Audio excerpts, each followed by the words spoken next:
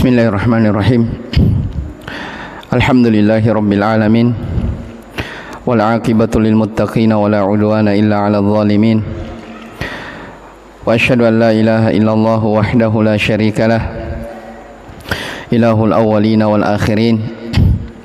Wa asyhadu anna Muhammadan abduhu wa rasuluhu. Salawatu rabbi wa salamuhu alaihi wa sallama tasliman katsira. Amma ba'd. Ikhwani fid din wa akhwati fillah rahimani wa rahimakumullah. Alhamdulillah, di malam hari ini kita bersyukur kepada Allah Subhanahu wa taala karena kita bisa kembali melanjutkan dari kajian rutin kita membaca kitab Syarhu Masailil Jahiliyah, penjelasan tentang kebiasaan atau tradisi orang-orang jahiliyah yang ditulis oleh Syekh Shalih Ibn Abdullah Al-Fauzan hafizahullah ta'ala. Pada pertemuan yang lalu kita telah selesai dari masalah yang ke-92. Atau belum masuk kita? Sudah selesai? 9? Sekarang?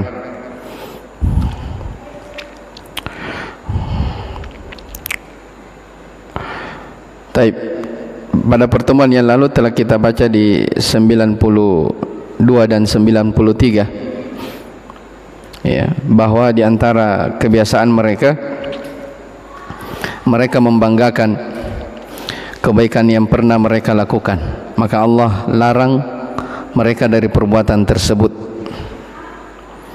Demikian pula dari masalah yang ke-93, at-ta'assub, fanatik, taklid buta kepada golongannya sekalipun golongannya tersebut berada di atas kebatilan. Ini juga telah kita terangkan. Taib. Kemudian kata penulis rahimahullahu taala, al-mas'alatu ar-rabi'atu wa tis'un. Masalah yang ke-94 dari masailul jahiliyah. Inna min dinihim akhdha ar-rajuli bi jarimati ghairihi. Fa'anzalallahu ta'ala wa la taziru waziratun wizra ukhra. Kata Syekh rahimahullahu ta'ala, sesungguhnya di antara keyakinan atau kebiasaan orang-orang jahiliyah dahulu adalah menghukum orang dengan sebab kesalahan orang lain. Menghukum orang dengan sebab kesalahan orang lain. Fa anzalallahu ta'ala, maka Allah menurunkan ayatnya, wala taziru waziratun wizra ukhra. Seorang yang berdosa itu tidak menanggung dosa orang lain. Ya, apa maksudnya ini? Ya, akan diterangkan ya oleh Syekh hafizahullah ta'ala. Cuma kita kasih gambaran dulu. Jadi di antara sifat orang-orang jahiliyah dahulu, kebiasaan mereka, ketika terjadi misalnya pertikaian antara misalnya suku A dan suku B, misalnya ya, suku A dia membunuh suku B, ada orang tertentu yang dia bunuh, maka si B ini membalas, ya, mencari orang bukan pembunuhnya, bukan pelakunya, tapi orang lain yang jelas sama sukunya. Nah, ini kebiasaan buruk yang dimiliki oleh orang-orang jahiliyah. Ya, jadi ya, sesungguhnya di antara kebiasaan mereka adalah menghukum orang lain dengan sebab, ya, menghukum orang dengan sebab, ya, kesalahan yang dimiliki oleh orang lain. Jadi seseorang melakukan pembunuhan tapi dia balas kepada orang lain, bukan kepada orang yang membunuh. Dan ini juga biasa terjadi mungkin di zaman sekarang ya, pada komunitas ya, pada teman-teman, kadang ada perselisihan, ya, terjadi cekcok, ya, membalasnya itu bukan kepada apa? Bukan kepada orangnya, bukan kepada pelakunya, tapi yang jelas yang sama dengan komunitas orang itu. Maka ini tidak boleh. Kata Allah Subhanahu wa taala, "Wala taziru waziratun wisra ukhra." Seorang yang berdosa itu tidak boleh menanggung dosa orang lain. Ya, jangan gara-gara dia melakukan dosa dia katakan orang lain saja yang dibalas. Tidak bisa seperti itu. Tapi kita lihat keterangan dari Syekh Hafizahullah taala. Min masailil jahiliyah, di antara kebiasaan orang-orang jahiliyah, annahum ya'khuduna ar-rajula ay yu'aqabunahu bisababi jurmi ghairihi. Mereka menyiksa orang lain, menyiksa seseorang dengan sebab pelanggaran orang lain. Ya, seperti itu tadi ya yang saya contohkan. Fa anzalallahu ta'ala wala taziru waziratu wizra ukhra. Maka Allah berfirman, turun ayat, ya, seorang yang berdosa tidak menanggung beban atau tidak menanggung dosa orang lain. Falladhi lam yahsul minhu dhulmun la yu'akhadhu bidhulmi ghairihi. Maka orang yang tidak bersalah, orang yang tidak melakukan kezaliman, itu dia tidak boleh disiksa, ya, dengan kezaliman itu. Hatta walau kana qaribuhu ibnu ammihi aw waliduhu aw waladah. Ya, meskipun ya itu adalah kerabatnya, ya, anak pamannya, ya, anak paman. Berarti apa itu? Sepupu, ya, atau ayahnya atau anaknya. Jadi maksudnya, ya, ketika si A membunuh, ya, orang lain mau membalas, jangan yang dibunuh adalah apanya? Ayahnya. Jangan yang dibunuh adalah kerabatnya. Jangan yang dibunuh adalah saudaranya. Tidak boleh begitu. Ya, kalau terjadi seperti itu, kadang yang seperti itu tidak ada penyelesaian. Jadi ketika suku lain ada di antara mereka yang dibunuh, dia balik lagi membunuh suku itu. Ya, saling apa? Saling balas membalas. Dan ini semua adalah kebiasaan yang terjadi di kalangan suku dari kalangan orang-orang jahiliyah dahulu. Kata Syekh, la yajni janun illa ala nafsihi. Ya, tidak boleh menyakiti seseorang kecuali pada dirinya sendiri, tidak boleh kepada orang lain. Wala yu'khadul bari'u bi jarimatil mu'tadi. Tidak boleh menghukum orang yang tidak bersalah disebabkan karena pelampauan batas orang lain. Fa idza ukhidha ghairul mu'tadi bi idwanil mu'tadi fa hadza zulmun wa jurun la yukirruhul islamu. Ya, apabila ada orang menyiksa, ada orang menghukum orang yang tidak melanggar, iya, maka ini bentuk kezaliman, pelampauan batas yang tidak dibenarkan sama sekali di dalam Islam. Ya, sama sekali tidak dibenarkan dalam Islam. Kemudian Syekh kasih contoh. Wal'an fi ba'dil bawadi idza hasala i'tida'un min syakhsin min qabilatin wa kana hadha syakhsu la wizna lahu la yaktasuna minhu wa innama yaktuluna aw yantakimuna min ghairihi min al-qabilati mimman huwa ashrafu minhu wa a'azzu minhu wa la ya'khuduna al-mu'tadi wa innama ya'khuduna syaikhal qabilati aw man lahu qimatun aw maqamun fil qabilah wa hadha min fi'lil jahiliyah. Kata Syekh, sekarang pada sebahagian qabilah, sebagian daerah, sebagian suku, apabila terjadi pelampauan batas, ya, apakah membunuh, menyakiti orang, ya, apa saja bentuknya yang jelas menzalimi orang lain dari satu qabilah, ya, terus Orang yang melakukan kezaliman tersebut orang yang tidak memiliki apa-apa. Ya, orang yang dianggap bukan tokoh masyarakat, orang biasa-biasa saja. Maka katanya layak tasuna minhu. Ya, bukan dia yang dikisos. Tapi wa innama yaqtuluna, tapi mereka membunuh atau mencari-cari ingin membalas orang yang satu kabilah dengan dia yang lebih mulia atau lebih terhormat. Jadi dia cari kepala sukunya, dia cari orang terhormatnya di tengah-tengah suku tersebut. Ya, dia mau membalas bukan kepada orang yang melakukan kezaliman, tapi dia membalas orang yang orang yang mulia di suku dan kabilah itu. Maka ini kata Syekh, ini tidak boleh, ini dari tradisi atau kebiasaan orang-orang jahiliyah. Al-wajibu annal jarimata takhtassu bi sahibiha. Yang namanya pelampauan batas, yang namanya pelanggaran itu yang dikisos, yang dihukum adalah orang yang melakukannya. Tidak boleh kepada selainnya. Makanya kata Allah Subhanahu wa taala dalam Al-Qur'an, "Faman i'tada 'alaikum fa'tadu 'alaihi bimithli ma i'tada 'alaikum." Ya, barang siapa yang melakukan pelampauan batas kepada kalian, maka balaslah sesuai apa yang dia lakukan kepada kalian.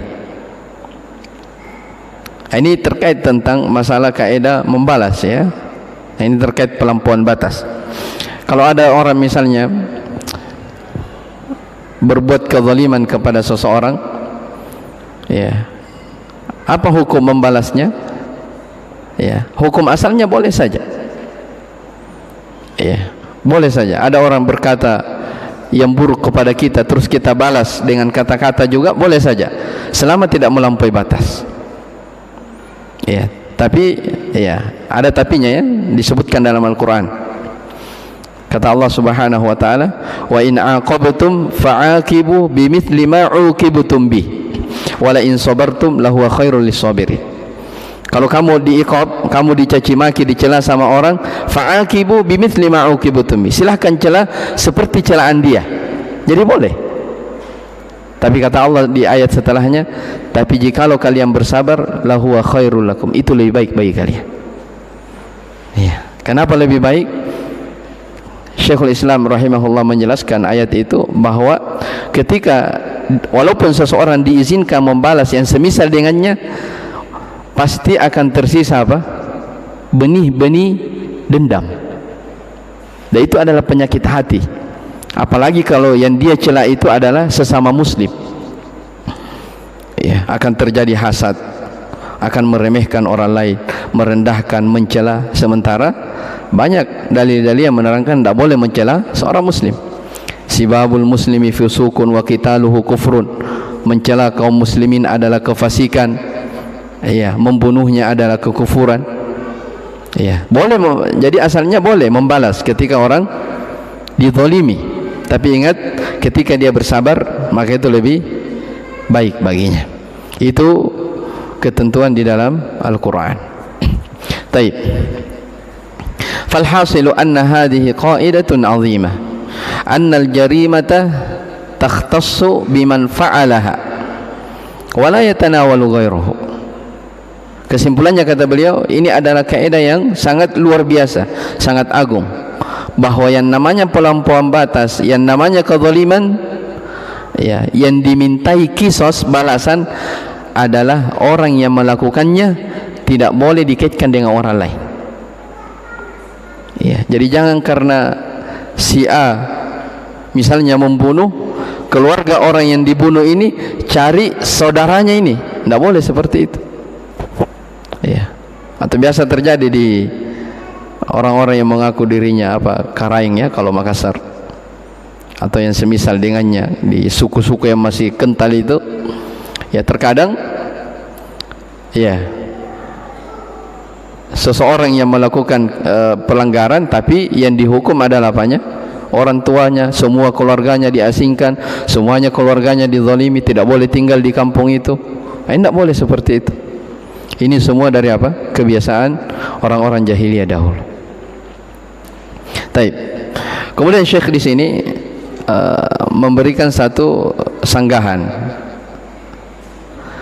Kata beliau, kalau ada orang bertanya, kenapa ini dilarang? Ya, kenapa tidak boleh membalas kepada orang lain? Seperti kasus tadi ya. Padahal katanya ada beberapa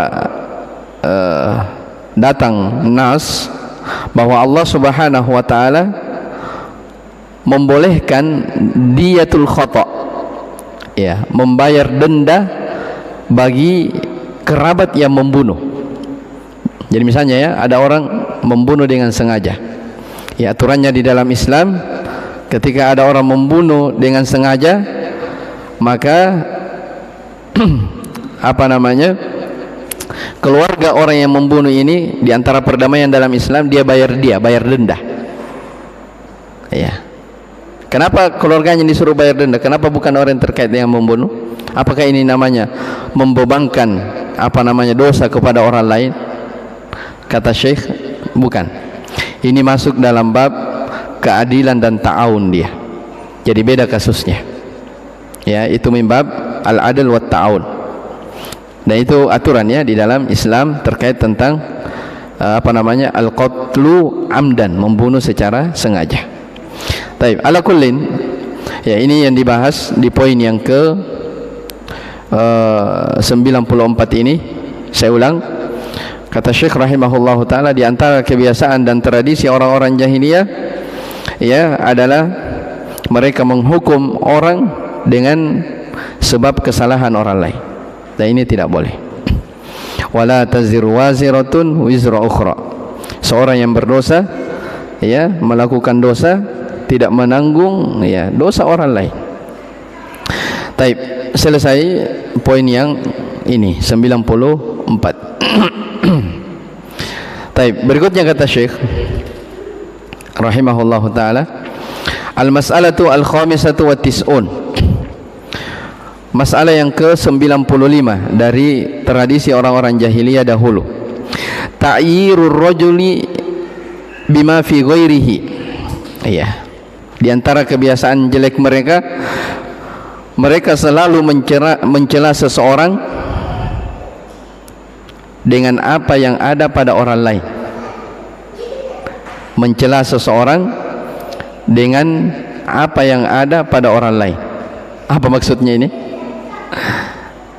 Baik, kita baca dulu. Faqala, dia berkata, a'ayarta bi ummihi,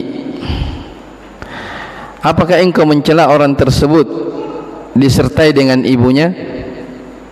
Kata Nabi SAW, innaka mru'un fika jahiliyah, sesungguhnya engkau pada dirimu terdapat dari kebiasaan orang-orang jahiliyah. Taib, maksud dari apa yang disebutkan oleh Syekh di sini, mencela seseorang dengan apa yang ada pada orang lain. Jadi misalnya si A dan si B bertengkar. Ini mirip-mirip dengan yang tadi. Ya, si A dan si B bertengkar. Ya, saling mencaci maki. Ya, saling apa namanya, bermusuhan, baku marah. Ternyata si A ini ketika dia mencaci maki si B, bukan mencaci maki si B, tapi mencaci maki ibunya atau bapaknya. Ya, oh memang dia seperti itu, si B memang seperti itu karena memang ibunya dari dulu seperti itu. Ya, wajar dia kalau apa namanya, terbiasa memukuli orang karena memang dari keluarganya memang terbiasa menzalimi orang. Nah, ini maksudnya di sini. Ta'yirur rajul bima fi ghairihi, mencela seseorang, ya, dengan apa yang ada pada orang lain. Ya, jelas ya.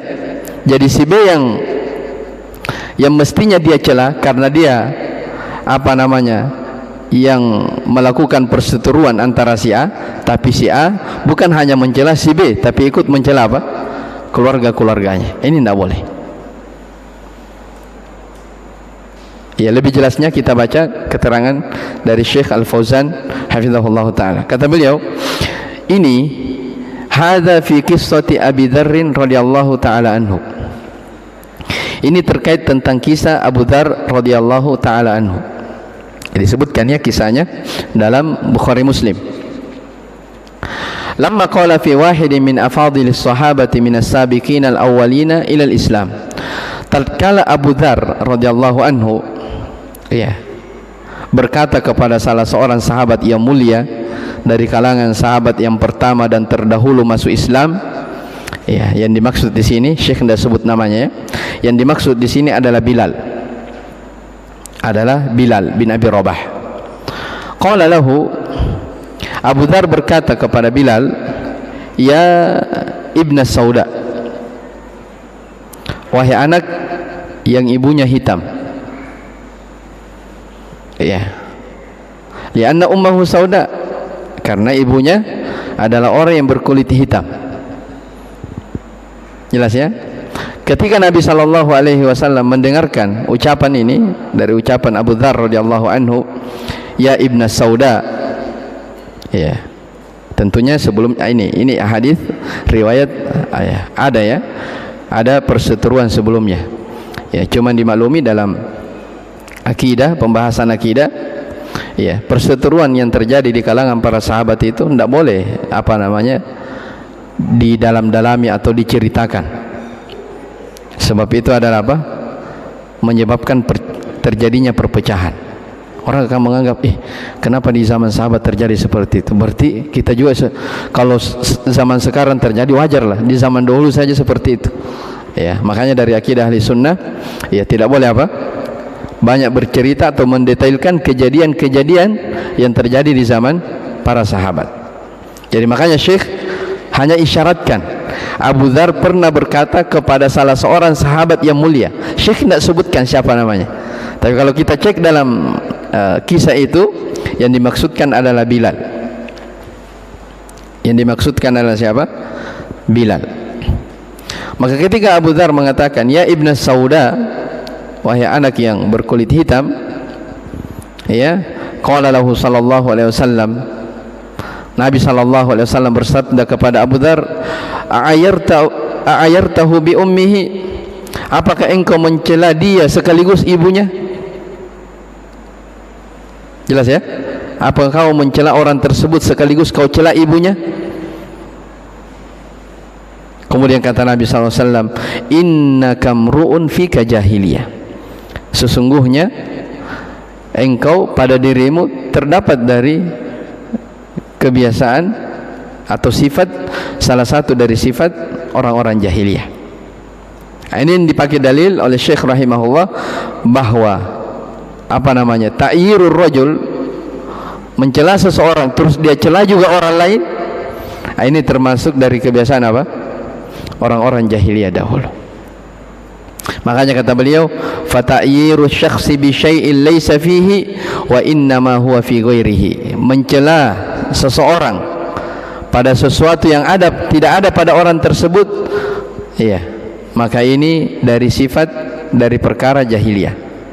Paham ya? Jadi ibunya yang dia celah, padahal yang dia berseteru bukan kepada ibunya tapi kepada anaknya. Terus kenapa dicela ibunya? Ini tidak boleh seperti ini. Walaysa kullu man kanat fihi khoslatun min khoslihi jahiliyah yakunu kafiran. Hanya kata Syekh, ini dari sifat orang jahiliyah, tapi tidak dikatakan setiap orang yang memiliki sifat jahiliyah dikatakan kafir. Sebab di sini dalam hadis ini yang Nabi sallallahu alaihi wasallam tegur adalah siapa? Adalah sahabat. Maksudnya kemarin saya sudah sebutkan ya, bahwa tidak semua yang kadang dilakukan oleh seseorang itu dikatakan itu sifat jahiliyah dia kafir, tidak. Seperti kemarin kita sebutkan tentang hadis tidak bolehnya meratapi si mayit. Terus at-ta'an fil ansab, mencela nasab. Berbangga dengan keturunan, mencela nasab. Terus apalagi an-niyaha, meratapi si mayit. Itu sifat-sifat jahiliyah terdahulu. Tapi ketika ada dari kaum muslimin yang melakukannya, dia tidak dikatakan kafir. Ya, tapi itu dari kebiasaan atau ya tradisi orang-orang jahiliyah dahulu yang merupakan dosa dan maksiat. Baik, selesai poin yang ke 95. Jadi kesimpulannya, ya, sifat orang jahiliyah yang kita bahas sekarang ini mencela seseorang, ya, tapi dengan apa yang ada pada orang lain. Berikutnya, masalah berikutnya, kata Syekh rahimahullahu taala, al-mas'alatu as-sadisatu wa tis'un, masalah yang ke-96 dari masail al-jahiliyah.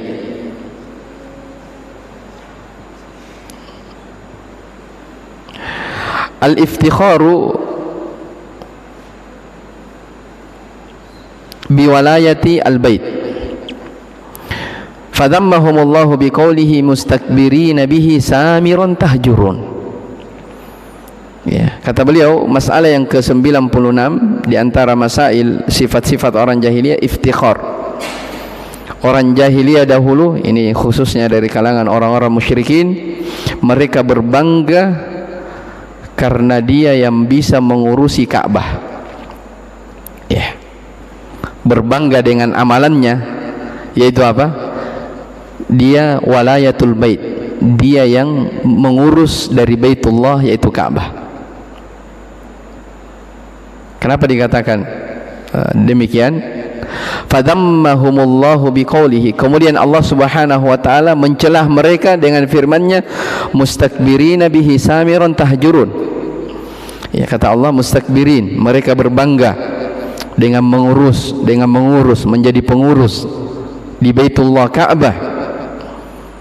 Ya, tapi samiran tahjurun. Samiran itu disebutkan oleh ahli tafsir, tahaddatsu lailan, mereka berbincang-bincang, berbicara di malam hari. Ya, ini orang-orang musyrikin. Tahjurun, dalam keadaan mencela Al-Quran dan mencela Muhammad. Ya, apa maksudnya poin ini? Ya, saya ulang ya. Al-iftikhar biwalayati al-bait, mereka berbangga, orang-orang jahiliyah dahulu, yaitu khususnya orang-orang musyrikin, orang-orang Quraisy, mereka berbangga dengan amalannya. Amalan apa yang mereka berbangga? Karena mereka yang mengurus apa? Baitullah, Ka'bah. Tapi masalahnya, mereka mencela Muhammad dan mereka mencela Al-Quran. Artinya dia berbangga dari sisi lain dengan amalan yang baik. Ya, mengurus Ka'bah itu kebaikan, ya, mengurus Masjidil Haram, ya, mengurus datangnya jemaah haji, memberi minum, memberi makan, itu amalan besar. Tapi dari sisi lain, dia tidak beriman kepada Muhammad, bahkan mereka mencela Al-Quran. Ya, makanya akan disebutkan ayat, ya, Allah Subhanahu wa taala berfirman, aja'altum siqayatal haji wa imaratal masjidil harami kaman amana billahi wal yaumil akhir wa jahada fi sabilillahi la yastawuna indallah. Ya, apakah, iya, Allah akan menyamakan antara orang-orang yang memberi minum jemaah haji, ya, orang yang melakukan umrah, yang memakmurkan Masjidil Haram. Apakah Allah menyamakan dengan orang-orang yang beriman kepada Allah, negeri akhirat, terus dia berjihad di jalan Allah? La yastawuna indallah, mereka itu tidak sama di sisi Allah. Ya, paham ya? Jadi saya ulang, masalah yang kita bahas sekarang dari sifat orang jahiliyah. Orang-orang jahiliyah dahulu, khususnya orang-orang Quraisy, mereka membanggakan amalannya, yaitu apa? Karena mereka yang mengurus apa? Ka'bah. Ya, mereka yang mengurus kedatangan jemaah haji. Ya, mustakbirin, mereka berbangga dengan hal itu. Tapi samiron tahjurun, di malam hari mereka mengolok-olok Al-Quran. Di malam hari mereka saling mereka mencela Al-Quran, bahkan mendustakan, tidak mau beriman kepada siapa? Nabi Muhammad sallallahu alaihi wa ala alihi wasallam. Baik, kata beliau, min masailil jahiliyati annahum yaftakhiruna biqiyamihim 'alal masyair. Di antara kebiasaan orang-orang jahiliyah dahulu, mereka berbangga diri karena mereka bisa mengurus Ka'bah. Bisa danatiha wa tanzimiha, mereka menjadi pelayannya, menjadi pengurus. wa rifadatil wafidina ilaiha, menjadi pelayan orang-orang yang datang, jemaah haji, jemaah umrah yang datang, mereka yang layani. Wa siqayatal hajij, memberikan minum kepada jemaah haji. Fahum yaftakhiruna bihadzal amal, mereka bangga dengan amalan ini. Iya, mustakbirina bihi. Ini Allah singgung ya dalam ayat surah Al-Mu'minun. Mustakbirina bihi, mereka bangga dengan amalan ini. Ya, amalan apa itu? Yaitu mengurus Baitullah Masjidil Haram. Iya. Yaftakhiruna bihadza ala ghairihim minal Arab, mereka membanggakan hal ini. Ya, mereka berbangga-bangga kepada orang lain dari selain Arab. Fahadha min umuril jahiliyah, ini semua dari perkara-perkara jahiliyah yang tidak boleh. Ini sudah sering berulang ya. Tidak boleh seseorang bangga dengan amalannya. Ya, sebanyak apapun amalan yang kita lakukan, jangan pernah bangga. Karena kapan ada sifat ujub, bangga terhadap amalan, ini bahaya. Iya. Ini diantara penghapus dari amalan-amalan soleh yang lain. Ujub, riya, sum'ah, ini semua perkara yang dilarang. Dan ini sudah sering kita ulangi. Iya. Kata Syekh, yaftakhiruna bihadza ala ghairihim, mereka bangga dibanding orang lain. Iya. Fahadha min umuril jahiliyah, ini dari sifat orang-orang jahiliyah. Lianna khidmata bi buyutillahi ibadatun. Ya betul ya, bahwa berkhidmat, ya menjadi pelayan, ya menjadi pengurus di Baitullah itu adalah ibadah. Sepakat itu adalah ibadah, pahalanya luar biasa. Ketika itu ibadah, kata Syekh, fala yajuzu lil insan ay yaftakhiru bil ibadah. Ya, seseorang itu tidak boleh bangga dengan apanya? Amalannya. Li'annahu yataqarrabu biha ila Allah. Ya, la yuridu tsana' minan nas wal madh minan nas. Karena dia mendekatkan diri dengannya kepada Allah Subhanahu wa taala, tidak boleh dia mengharapkan pujian. Tidak boleh dia mengharapkan sanjungan dari manusia. Iya. Bal yahmadullah an ja'alahu mimman yakumuna bihadzal amal. Ya, terus apa yang harus? Prinsip seorang mukmin ketika dia mendapatkan, dia diberi taufik oleh Allah bisa beramal yang orang lain tidak bisa mengamalkannya. Misalnya dia bisa haji, orang lain tidak bisa. Dia bisa bersedekah, orang lain tidak bisa. Ya. Dia bisa sholat jamaah, orang lain tidak bisa. Ya. Bagaimana supaya hilang rasa bangga ini? Tidak ada ujub. Kata Syekh, yang sepantasnya bagi seorang muslim, dia puji Allah Subhanahu wa taala karena Allah memberi taufik dia sehingga bisa beramal yang tidak bisa diamalkan oleh orang lain. Iya. Kenapa diperintahkan seorang muslim untuk memuji Allah Subhanahu wa taala? Supaya tidak ada ketakabburan, tidak ada ujub, tidak ada kesombongan di dalam hati. Iya. Makanya ikhwani wa akhwati rahimani wa rahimakumullah, ketika orang sebahagian atau A'rabi, orang-orang Arab Badui dahulu, ya, mereka merasa berjasa atas keislaman mereka, masuk ke dalam Islam, mereka merasa berjasa. Woi, kalau kita masuk Islam ini, Muhammad akan gembira. Ya, bangga dia. Apa kata Allah? Yamunnuna 'alaika an aslamu. Qul la tamunnu 'alayya islamakum, balillahu yamunnu 'alaikum an hadakum lil imani in kuntum shadiqin. Kata Allah, yamunnuna 'alaika an aslamu. Mereka orang-orang Badui, Arab Badui, mereka merasa memberi manfaat kepadamu wahai Muhammad atas keislaman mereka. Ini Allah yang bercerita. Ya, orang-orang Arab Badui merasa berjasa kepadamu wahai Muhammad atas keislaman mereka. Qul, katakan kepada mereka, la tamunnu alayya islamakum. Jangan kamu merasa memberi manfaat kepada Muhammad atas keislaman kamu, jangan. Balillahu yamunnu alaikum an hadakum lil imani in kuntum shadiqin. Bahkan Allah yang memberikan anugerah, Allah yang memberikan taufik kepada kalian dengan keimanan. Ya, sehingga kalian bisa beramal, kalian bisa masuk Islam. Ya. Kalian bisa mengamalkan Islam. Ya, itu yang dipuji, puji Allah Subhanahu wa taala. Ya, dan ini pelajaran bagi kita, misalnya apa namanya, apakah ustadz, ya pengurus masjid, pengurus dakwah apa saja, jangan pernah, "Woi, gara-gara saya itu taklim bisa berjalan. Kalau bukan karena saya, pasti taklim di sini tidak akan seperti itu." Ya, oh saya itu yang apa namanya, yang menjadi sebab sehingga masjid di situ menjadi terbangun.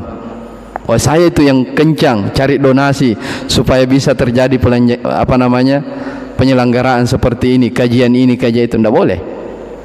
Ya, kalau ada kelebihan yang Allah Subhanahu wa taala berikan kepada seseorang yang orang lain tidak bisa, prinsip kita adalah apa?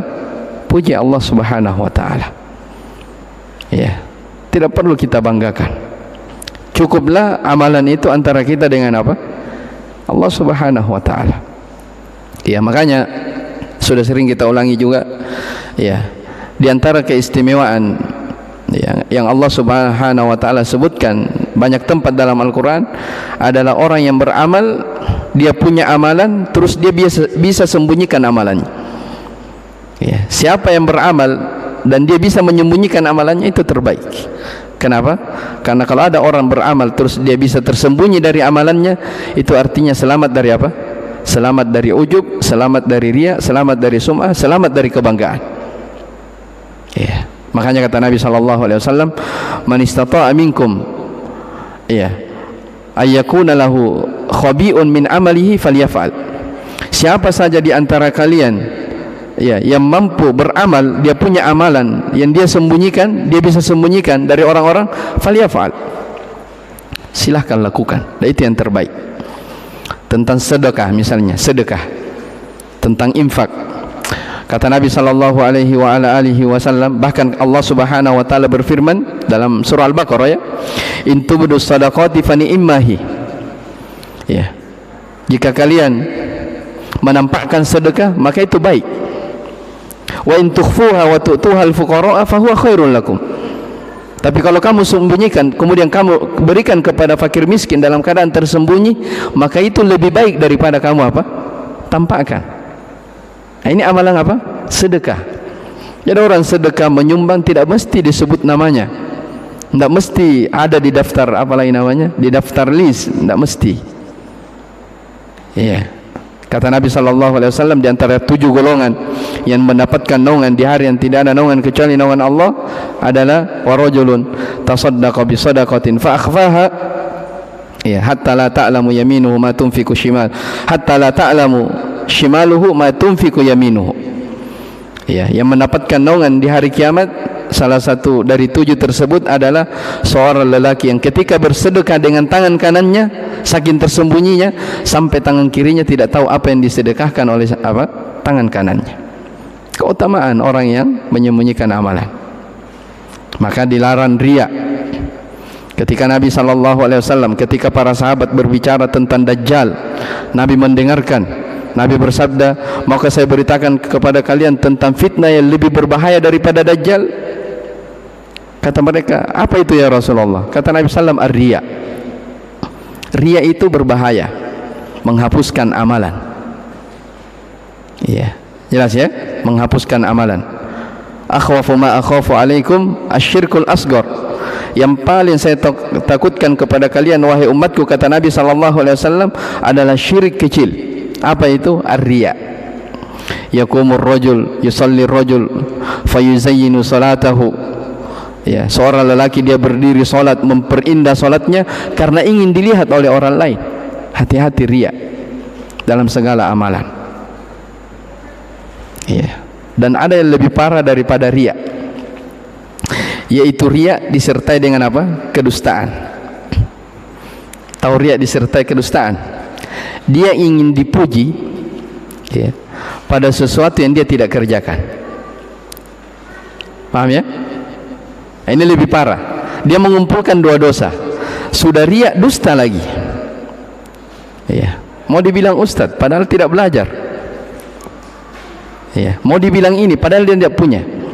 Ini mengumpulkan 2 sifat. Allah Subhanahu wa taala mencela orang-orang Yahudi dan Allah mencela orang-orang munafik karena mereka riya sekaligus dusta.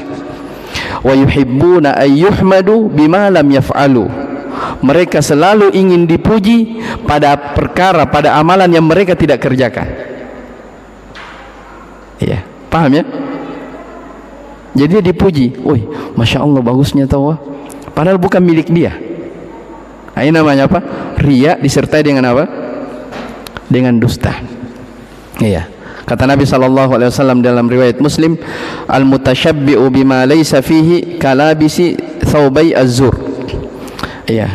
Orang yang memakai sesuatu yang dia tidak miliki tujuannya supaya dipuji oleh orang lain, itu seperti dia memakai dua pakaian kedustaan. Dan ini banyak terjadi ya.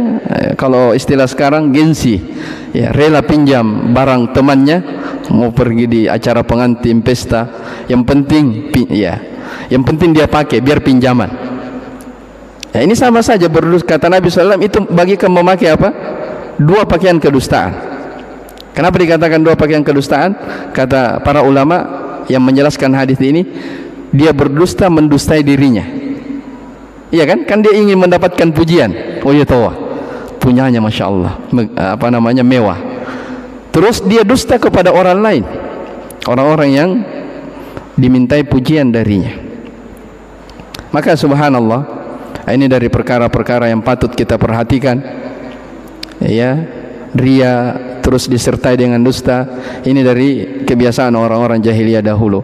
Wa yuriduna yuriduna ayyuhmadu bima lam yaf'alu. Mereka ingin dipuji pada sesuatu yang dia tidak kerjakan. Hati-hati.